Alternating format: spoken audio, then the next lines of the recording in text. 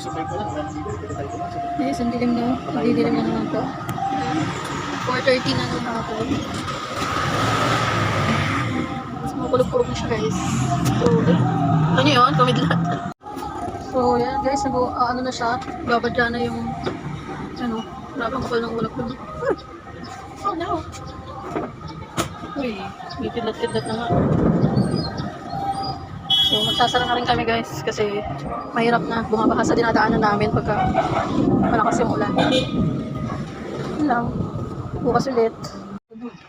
Guys, pumasok na kami kaya timpla muna ako.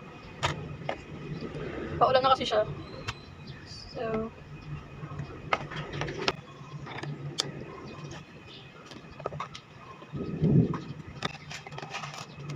ito na pala saging, mais, pinipig. Oh my gosh. Tapos beans.